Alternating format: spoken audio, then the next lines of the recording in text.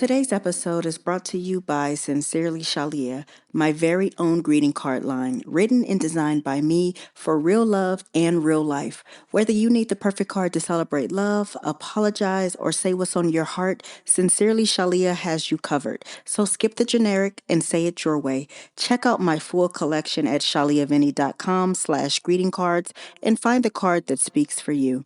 I can't wait till you guys check them out, and don't forget to let me know what you think. I love you guys. Hello and welcome to the Love This Way podcast, the show that exists to help men and women everywhere to be better at love. Never any gender wars or back and forth, just great tips to help you find and sustain the love of your dreams. Because love is a journey, but you still need direction. So I want you to grab your tribe and get ready, because each episode we're going to be talking about our real life issues, answering tough questions, and building solid relationships with one another as we heal, learn, and grow.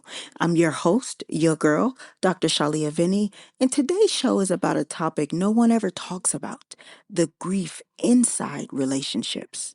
You ready? Hey, my babies. Welcome back to another episode of Love This Way. You know, nobody prepares you for the grief that can exist inside a relationship that never ended. We talk about heartbreak after breakups. We talk about divorce and cheating and loss, but almost nobody talks about the quiet grief of staying, the grief of loving someone while mourning parts of the relationship that slowly disappeared.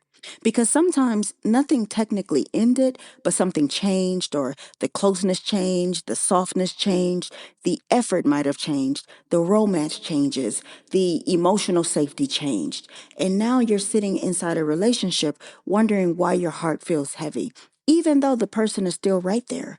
And that kind of grief is so confusing because you start feeling guilty for mourning things that other people might not even understand.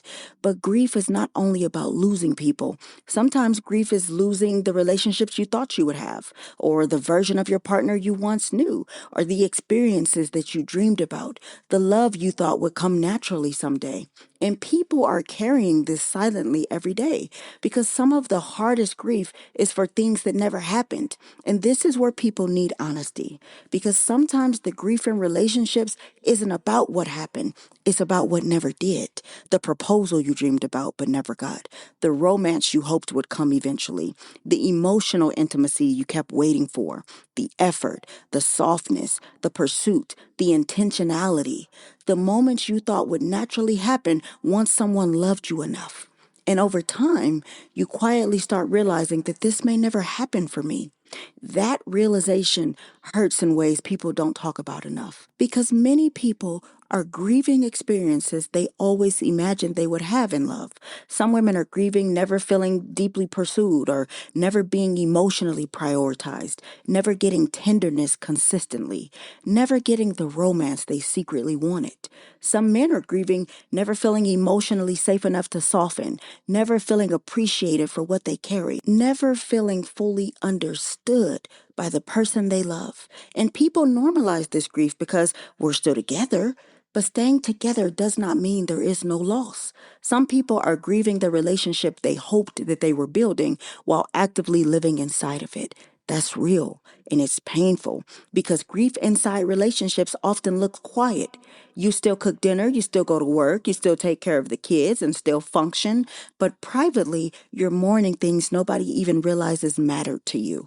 The flowers you stopped getting, the affection that disappeared, the conversations that got shorter, the dates that stopped happening, the feeling of being wanted, the feeling of being chosen intentionally instead of just included in someone's routine.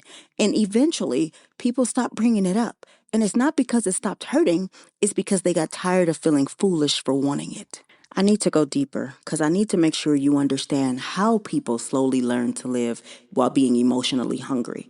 Because one of the saddest things that can happen in relationships is when people slowly adapt to emotional deprivation. At first, you notice what's missing because you feel it strongly. So you try to communicate it. You ask for connection, effort, time, romance, affection.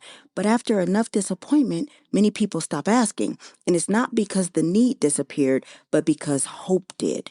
And this is where people become emotionally dangerous to themselves, because humans can normalize almost anything if exposed to it long enough. So now people start saying stuff like, well, that's just how relationships are because romance fades, or maybe I expect too much, or maybe this is just adulthood. But deep down, their spirit is still aching for more. Some people are not hard to love.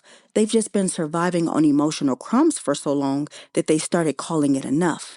And the grief gets heavier when you watch your partner continue life normally while carrying pain they might not even realize you're holding.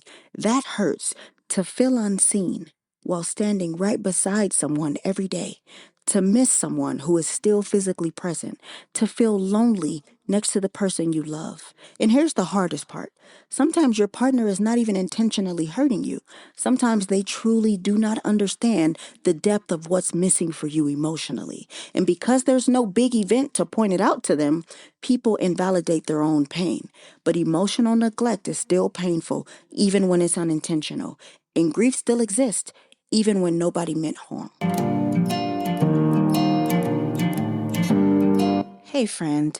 If you're tired of those generic, impersonal greeting cards, I've got you covered. Sincerely Shalia is my very own greeting card line, written and designed by me to help you say what's really on your heart. Whether it's love, apologies, or just because, these cards speak for you. Skip the cookie cutter messages and send something real. Check out my collection at shaliavinny.com/greeting cards and find your perfect card today. This episode is not about hopelessness. It's about honesty. Because grief ignored will become resentment, and resentment will slowly poison love. So here's how you can begin reconnecting before emotional distance becomes permanent. Number one, I want you to stop pretending you're fine when you're not. A lot of people minimize their own pain because it could be worse, but your emotional needs matter too. Loneliness inside love is still loneliness. Speak honestly about what's hurting you. Number two, stop shaming yourself for wanting more emotionally. Wanting romance does not make you needy. Wanting tenderness does not make you unrealistic. Wanting affection, effort, emotional intimacy, or intentional love does not make you childish. You are allowed to want to feel love deeply. Number three, communicate the grief, not just the complaint. There's a big difference between you never take me out and I miss feeling pursued by you. One creates defensiveness. The other reveals the wound underneath the frustration. Number four, stop treating the emotional connection like it's optional. Relationships cannot survive long term on logistics alone. Bills are not intimacy. Co-parenting is not intimacy. Existing together is not intimacy. People need emotional connection to feel alive inside relationships. And last but not least, number five, decide if the relationship can hold honest vulnerability. This is important because not every relationship is incapable of healing, but healing requires honesty from both people. You cannot heal what both people refuse to acknowledge exists. Sometimes the relationship changes when truth is finally spoken out loud.